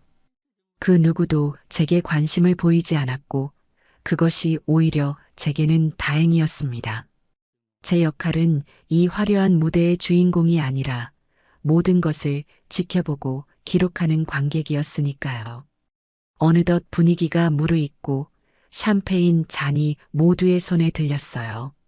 그때 보현이가 거실 중앙으로 나서며 사람들의 시선을 집중시켰죠. 드디어 제 복수극의 서막을 알리는 저 어리석은 악녀의 연설이 시작될 시간이라고 생각했습니다. 자, 다들 잠시만 주목해 주세요. 보현이는 낭낭한 목소리로 외쳤어요. 시끄럽던 장내가 조용해지자 그녀는 만족스러운 미소를 지으며 말을 이어갔습니다. 오늘 저희 부부의 새로운 보금자리를 축하해 주시기 위해 이렇게 많이 와주셔서 정말 감사합니다. 이 모든 것이 가능했던 것은 저희의 부족함을 믿고 모든 것을 물려주신 저희 어머님의 현명한 결단 덕분이라고 생각합니다. 보현이는 저를 향해 잠시 고개를 숙이는 신용을 했어요. 몇몇 사람들이 저를 쳐다보며 고개를 끄덕이더라고요. 그 가증스러운 연기에 저는 속으로 코웃음을 쳤습니다. 이제 저희 부부는 어머님의 높은 뜻을 받들어 이 집에서 새로운 역사를 써나가려고 합니다. 서로 더 아끼고 사랑하며 어머님을 편안히 모시고 사회의 보탬이 되는 가정을 이루겠습니다. 저희의 새로운 시작을 위해 다 함께 잔을 들어주시겠어요? 보현이가 잔을 높이 쳐들었어요. 사람들 모두가 축하합니다. 를 외치며 잔을 부딪히려는 바로 그 순간 제가 자리에서 일어났습니다. 그리고는 제 평생 가장 크고 또렷한 목소리로 외쳤어요. 잠깐만요. 모든 시선이 제게로 쏠렸습니다. 사람들의 얼굴에는 당황한 기색이 역력했고 보현이는 어머니, 왜 그러세요? 라며 짜증 섞인 표정으로 저를 쳐다보았죠. 저는 천천히 거실 중앙으로 걸어 나갔어요. 그리고는 주머니에서 USB를 꺼내 보이며 말했습니다. 이렇게 좋은 날 제가 두 사람을 위해 특별한 선물을 준비했답니다. 이 집에서 펼쳐질 너희의 새로운 역사가 어떤 모습일지 여기 오신 모든 분들과 함께 감상하는 시간을 가졌으면 좋겠구나. 저는 텔레비전 앞으로 다가가 미리 연결해둔 USB 포트에 그것을 꽂았어요. 그리고는 리모컨을 들어 재생 버튼을 눌렀죠. 텔레비전 화면이 켜지고 잠시의 정적 후에 익숙한 목소리가 흘러나오기 시작했습니다. 첫 번째 영상은 제 방에 설치했던 카메라에 찍힌 것이었어요. 보현이가 주위를 두리번거리다 재빨리 제 비치 반지를 훔쳐 자신의 주머니에 넣는 장면이 고스란히 담겨 있었죠. 어머, 저게 뭐야? 하는 사람들의 수군거림이 들려왔습니다. 보현이의 얼굴이 순식간에 새하얗게 질리기 시작했어요. 곧이어 영상은 거실로 바뀌었습니다. 사돈 부부와 아들 내외가 소파에 앉아 나누던 대화가 생생하게 흘러나왔어요. 저기 어머니 방은 내 옷방으로 만들 거야. 내 명품 가방이랑 옷들이 갈 곳을 잃고 있잖아. 어머니 요양원 말이야. 내가 몇 군데 알아봤는데 경기도 외곽에 새로 생긴 데가 있더라고. 면회 가는 사람도 거의 없대. 우리한테는 딱이지. 어차피 치매 심해지면 사람도 못 알아볼 텐데 우리가 괜히 자주 찾아가서 혼란만 드리는 것보다 그게 어머니를 위하는 길이야. 영상 속에서 웃고 떠들던 자신들의 모습이 화면에 나오자 집안의 공기는 순식간에 얼어붙었습니다. 사람들은 경악과 혐오가 뒤섞인 표정으로 화면과 아들 내외 그리고 사돈 부부를 번갈아 쳐다보았어요. 샴페인 잔을 든 채 굳어버린 사람들, 입을 떡 벌리고 말을 잇지 못하는 사람들. 집들이 잔치는 순식간에 지옥의 심판장으로 변해버렸습니다. 저게 뭐야? 저게 어떻게 된 거야? 사돈이 사색이 되어 소리를 질렀어요. 보현이는 아니야. 저건 사실이 아니야. 조작된 거야. 라고 악을 썼지만 그 목소리는 절망감에 심하게 떨리고 있었죠. 제 아들 선우는 고개를 푹 숙인 채 온몸을 사시나무처럼 떨고 있었습니다. 영상은 계속해서 재생되었어요. 제가 없는 곳에서 저를 할망구라고 부르며 조롱하던 모습, 제 돈으로 랍스터를 사 먹고 SNS에 거짓 자랑을 하던 일, 제 생일날 오양맛살을 던져주며 모욕하던 그날의 대화까지 그들의 모든 위선과 탐욕 그리고 배신이 만천하에 공개되었습니다. 마지막 영상이 끝나고 텔레비전 화면이 까맣게 변했어요. 집안에는 무겁고 차가운 침묵만이 흘렀습니다. 그 누구도 감히 입을 열지 못했죠. 바로 그때 현관문이 열리며 양복을 입은 한 중년 남자가 근엄한 표정으로 집 안으로 들어섰습니다. 제 변호사 최인호 씨였어요. 이제 이 끔찍한 연극의 마지막 막을 내릴 시간이었습니다. 최인호 변호사의 등장은 혼돈에 빠져있던 집안의 공기를 단숨에 정리했어요. 그는 마치 오랫동안 이 순간을 기다려온 사람처럼 흔들림 없는 걸음으로 거실 중앙으로 걸어 나왔습니다. 그리고는 이 믿을 수 없는 광경에 넋을 잃고 있는 사람들을 향해, 그리고 현실을 부정하며 발악하고 있는 보현이를 향해 서류 가방에서 한 장의 문서를 꺼내 들었죠. 그가 입을 열자 그의 목소리는 소음으로 가득 찼던 공간을 압도하는 힘을 가지고 있었습니다. 조용히 해주시겠습니까? 지금부터 제가 하는 말을 잘 들으셔야 할 겁니다. 이보연 씨, 그리고 강선우 씨. 최 변호사의 서늘한 목소리에 보연이는 잠시 발악을 멈추고 그를 쳐다보았어요. 최 변호사는 아랑곳하지 않고 자신이 들고 있는 서류를 들어보이며 말을 이어갔습니다. 저는 신미자 여사님의 법률 대리인 최인호 변호사입니다. 두 분은 며칠 전 법무사 사무실에서 이 집에 대한 증여계약서에 서명을 하셨을 겁니다. 아마 두 분은 이 집이 이제 완전히 당신들의 소유가 되었다고 믿고 계셨겠지요. 하지만 세상에는 그렇게 쉬운 일이란 없습니다. 최 변호사는 잠시 말을 끊고 겁에 질린 두 사람의 얼굴을 천천히 훑어보았어요. 두 분이 서명한 계약서는 단순 증여계약서가 아닙니다. 그것은 수증자에게 아주 무거운 의무를 지우는 부담부 증여계약서입니다. 제가 지금부터 그 계약서의 핵심 조항 몇 가지를 읽어드리겠습니다. 그는 낭낭한 목소리로 계약서의 내용을 조목조목 읽어 내려가기 시작했어요. 첫째, 계약서 제3조 1항. 수증자는 증여자인 신미자 여사를 정신적, 육체적으로 성실히 부양할 의무를 진다. 방금 보신 영상에서 두 분은 신미자 여사님을 할망구라 칭하며 조롱하고 식사조차 제대로 제공하지 않았습니다. 이는 명백한 부양 의무의 위반입니다. 둘째, 계약서 제4조 2항. 수증자는 증여자의 명예를 훼손하거나 재산에 손해를 끼치는 행위를 하여서는 아니 된다. 이보연 씨, 당신은 신미자 여사님의 유품인 비치 반지를 무단으로 절취하여 전당포에 맡겼습니다. 이는 형법상 절도죄에 해당하는 범죄 행위이며 계약의 중대한 위반 사항입니다. 전당포 주인의 증언과 CCTV 증거는 이미 모두 확보된 상태입니다. 셋째, 계약서 제4조 3항. 수증자는 증여자를 학대하거나 유기하려는 계획을 세우는 등 부당한 대우를 하여서는 아니 된다. 두 분은 신미자 여사님을 경기도 외곽의 요양원에 유기할 계획을 세웠습니다. 방금 영상이 그 명백한 증거입니다. 이 또한 계약의 해지 사유에 해당합니다. 최 변호사는 한 조항 한 조항을 읽어 내려갈 때마다 영상의 내용을 그 증거로 제시했어요.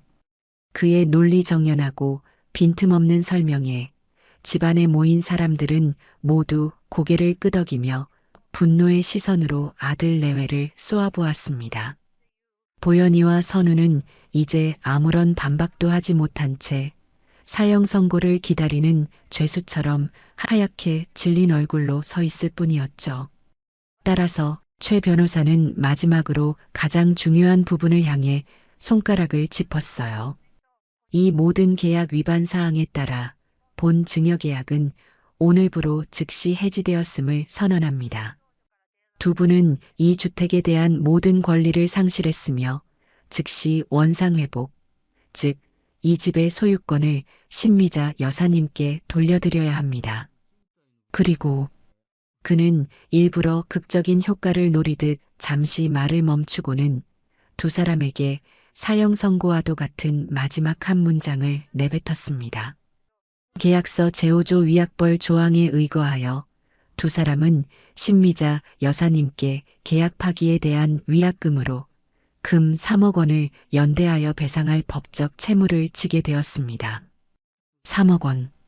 그 단어가 현실의 망치가 되어 두 사람의 머리를 내리치는 순간 보현이는 으악 하는 비명과 함께 그 자리에 풀썩 쓰러져 버렸어요. 선우는 이제 아내를 부축할 기력조차 없는 듯 멍한 표정으로 허공만 바라보다가 이내 그 자리에 털썩 주저앉고 말았습니다. 모든 법적인 설명이 끝나자 그동안 분노를 억누르고 있던 시 큰아버님께서 자리에서 일어났습니다. 그는 지팡이를 짚은 손을 부들부들 떨며 고개를 숙이고 있는 선우에게로 다가갔어요. 선우야. 큰아버님의 목소리는 분노로 떨리고 있었습니다. 내 이놈, 너가 어떻게 네 어미한테 이런 짓을 할 수가 있단 말이냐. 널 낳고 길러주신 네 어미를 요양원에 버리고 그 집을 빼앗으려고 했단 말이냐. 이 천하의 몹쓸 놈, 당장 네 어미 앞에 무릎 꿇고 용서를 빌지 못할까? 큰아버님의 불호령에 선우는 그 자리에 털썩 주저앉아 제게 기어오기 시작했어요. 엄마, 제가 잘못했어요. 제가 정말 죽을 죄를 지었어요. 제발 용서해 주세요, 엄마. 선우는 제 바짓가랑이를 붙잡고 울며 애원했습니다. 하지만 제 마음은 얼음장처럼 차가웠어요. 저는 저를 붙잡은 아들의 손을 차갑게 뿌리쳤습니다. 그리고는 제 평생 단 한 번도 내본 적 없는 차갑고 단호한 목소리로 말했죠. 용서? 나는 너를 용서할 생각이 없다. 너는 더 이상 내 아들이 아니며 저기 쓰러져 있는 저 아이도 내 며느리가 아니다. 저는 바닥에 주저앉아 오열하는 선우와 정신을 잃고 쓰러진 보현, 그리고 창피함에 얼굴을 들지 못하고 도망칠 기회만 엿보는 사돈 부부를 차례로 쳐다보았어요. 그리고는 이 잔혹한 연극을 지켜본 모든 하객들을 향해 선언했습니다. 오늘 이 자리에 와주신 모든 분들께 감사드립니다. 그리고 이 불미스러운 모습을 보여드리게 되어 정말 죄송합니다. 이 집들이는 이것으로 끝입니다. 이제 모두 돌아가 주십시오. 제 말이 끝나자 사람들은 하나둘씩 조용히 밖으로 빠져나가기 시작했습니다. 그들의 눈에는 동정과 경멸 그리고 약간의 공포심이 뒤섞여 있었죠. 사돈 부부는 그 틈을 타 쓰러진 딸을 부축할 생각도 하지 않고 쥐처럼 빠져나갔습니다. 순식간에 집안은 텅 비고 저와 최 변호사 그리고 바닥에 쓰러져 있는 아들 내외만이 남았어요. 저는 조용히 전화기를 들어 112 버튼을 눌렀습니다. 네, 경찰서죠? 주택 무단 침입으로 신고하려고 합니다. 제 집인데 제 허락 없이 들어와서 나가지 않는 사람들이 있어요. 빨리 와서 이들을 쫓아내 주십시오. 전화를 끊는 저를 보고 선우는 경악한 표정을 지었어요. 엄마 경찰이라니요. 제발 이러지 마세요. 제가 다 잘못했어요. 시끄럽다. 너희는 이제 이 집에 단 1초도 머물 자격이 없는 외부인일 뿐이다. 잠시 후 현관문 초인종이 울리고 경찰관 2명이 집으로 들어왔습니다. 저는 경찰관들에게 상황을 설명하고 최 변호사가 내민 계약서와 등기부등본을 보여주었어요. 모든 상황을 파악한 경찰관들은 선우와 그 사이 정신을 차린 보현이에게 다가가 말했습니다. 강선우 씨, 이보연 씨, 이 집은 신미자 여사님 소유가 맞으며 두 분은 이 집에 거주할 권한이 없습니다. 지금 당장 퇴거해 주시기 바랍니다. 불응할 시 현행범으로 체포될 수 있습니다. 경찰의 말에 보현이는 다시 한번 악을 쓰며 발버둥 쳤지만 소용없었습니다. 결국 두 사람은 자신들이 그토록 과시하고 싶어 했던 그 집에서 자신들이 초대한 손님들이 두고 간 음식물 쓰레기들 사이를 지나 범죄자처럼 경찰의 손에 이끌려 쫓겨났어요. 텅 빈 집안에 저와 최 변호사만이 남았습니다. 저는 창밖으로 멀어져가는 두 사람의 초라한 뒷모습을 말없이 바라보았어요. 속이 후련했지만 마음 한구석이 아릿하게 아파왔습니다. 하지만 저는 눈물을 흘리지 않았어요. 이것은 끝이 아니라 새로운 시작을 위한 통과 의례일 뿐이었으니까요. 저들의 완벽한 추락은 이제부터가 진짜 시작이었습니다. 법의 심판은 생각보다 훨씬 더 빠르고 냉정하게 진행되었어요. 지옥 같았던 집들이가 끝난 후 저는 최인호 변호사의 도움을 받아 제 권리를 찾기 위한 모든 법적 절차를 신속하게 진행했죠. 그 과정에서 저는 단 한치의 망설임도, 단 한순간의 동정심도 느끼지 않았습니다. 그들은 스스로 선택한 길의 대가를 치러야만 했어요. 가장 먼저 위약금 3억 원에 대한 법원의 지급 명령이 떨어졌습니다. 아들 선우와 며느리 보연이는 공동으로 이 채무를 갚아야 할 의무를 지게 되었죠. 하지만 당장 그들에게 그만한 거금이 있을 리 만무했습니다. 법원은 즉시 그들의 재산에 대한 압류 절차에 들어갔어요. 선우 명의의 낡은 자동차와 적금 통장은 물론이고 보연이가 그토록 아끼던 명품 가방과 귀금속들까지 빨간 딱지가 붙어 경매에 넘어갔습니다. 하지만 그것들을 모두 처분해도 위약금을 채우기에는 턱없이 부족했죠. 보연이의 삶은 그야말로 수직으로 추락했어요. 집들이에서 벌어진 일은 그녀의 직장에 삽시간에 퍼져나갔습니다. 처음에는 단순한 가십거리로 시작되었지만 제가 제출한 고소장이 경찰서를 통해 회사에 통보되자 문제는 걷잡을 수 없이 커졌어요. 시어머니의 재산을 노리고 계획적으로 접근했으며 심지어 유품까지 훔친 파렴치한 범죄자라는 낙인이 찍힌 그녀를 회사는 더 이상 감싸줄 수 없었습니다. 결국 보연이는 불미스러운 일로 회사 이미지를 실추시켰다는 이유로 징계위원회에 회부되었고 해고 통보를 받았어요. 한순간에 직장을 잃은 그녀는 비슷한 업계에 재취업을 시도했지만 한번 퍼진 나쁜 소문은 그녀의 발목을 계속해서 붙잡았습니다. 가는 곳마다 퇴짜를 맞으며 그녀는 사회적으로 완전히 고립되었어요. 사돈 부부 역시 비참한 말로를 맞았습니다. 그날 집들이에서 망신을 당하고 도망치듯 빠져나간 그들은 자신들의 동네에서 더 이상 얼굴을 들고 다닐 수 없게 되었어요. 자식 교육을 어떻게 시켰기에 사부인 등쳐먹는 사기꾼으로 키웠나? 그 부모의 그 딸이지. 똑같이 탐욕스러운 것들이라는 비난이 그들을 따라다녔습니다. 평생을 체면과 이목을 중시하며 살아온 그들에게 이러한 사회적 평판의 추락은 견딜 수 없는 고통이었어요. 결국 그들은 동네 사람들의 경멸 어린 시선을 피해 살던 집을 헐값에 팔고 아무도 모르는 곳으로 이사를 갔다는 소식을 건너 듣게 되었죠. 그들이 평생을 일구어온 모든 관계와 명예가 한순간에 무너져 내린 것이었습니다. 그리고 제 아들 선우. 녀석의 삶은 그 누구보다도 처참하게 망가졌습니다. 회사에서는 월급의 대부분이 압류되었고 남은 돈으로는 월세방 하나 감당하기 어려웠죠. 결국 녀석은 신용불량자로 전락하여 친구 집과 찜질방을 전전하는 신세가 되었다고 했어요. 희망 없는 미래에 대한 절망감, 그리고 모든 것을 망쳐버린 아내에 대한 원망이 그를 짓눌렀습니다. 결국 돈과 신뢰가 사라진 그들의 관계는 오래가지 못했어요. 찜질방에서 생활하던 선우가 마지막 남은 돈을 훔쳐 달아난 보연이를 경찰에 신고하면서 그들의 부부관계는 완전히 끝이 났죠. 그들은 법정에서 서로를 향해 저주를 퍼부으며 이혼했고 한때는 서로 사랑한다 믿었던 두 사람은 철천지원수가 되어 갈라섰습니다. 모든 것을 잃은 선우는 공사장을 전전하며 하루 벌어 하루 먹고 사는 일용직 노동자가 되었다는 소식을 아주 나중에야 듣게 되었어요. 저는 그 모든 소식을 담담하게 들었습니다.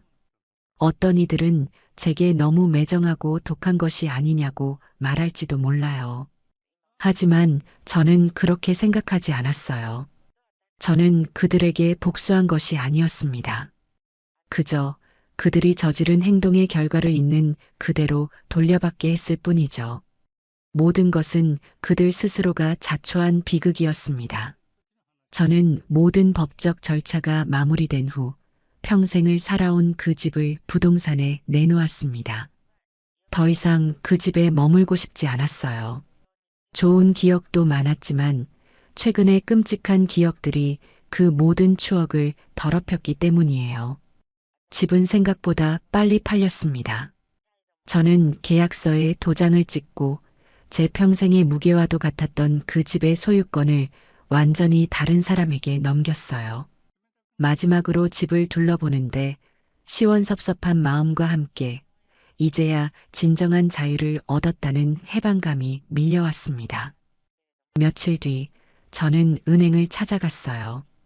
그리고 집을 판 돈과 위자료로 받은 돈의 일부를 떼어 한부모 가정자녀 지원재단에 익명으로 거액을 기부했습니다. 돈에 대한 탐욕이 한 가정을 어떻게 파괴하는지 뼈저리게 경험했기에 이 돈이 정말로 필요한 곳에 새로운 희망을 싹 틔우는데 쓰였으면 하는 마음이 간절했거든요. 은행 창구 직원의 놀란 표정을 뒤로하고 은행을 나서는 제 발걸음은 구름 위를 걷는 것처럼 가벼웠어요. 저는 이제 새로운 삶을 시작할 준비를 마쳤습니다. 남은 돈으로는 바다가 보이는 남쪽의 작은 도시에 아담한 집을 한 채 샀어요. 그리고 남은 평생 제가 하고 싶었던 일들을 하며 살기로 마음먹었죠. 더 이상 누구의 엄마, 누구의 아내, 누구의 시어머니가 아닌 오직 신미자라는 이름 석 자로 살아갈 것이었습니다. 그 끔찍했던 시간들은 제게서 많은 것을 앗아갔지만 동시에 제게 가장 소중한 것, 바로 제 인생의 완전한 주도권을 되찾아 주었어요. 랍스터와 오양 맛살. 그 우스꽝스럽고도 비극적인 두 음식은 제게서 많은 것을 앗아갔지만 결국에는 세상 그 무엇과도 바꿀 수 없는 자유라는 선물을 안겨주었습니다.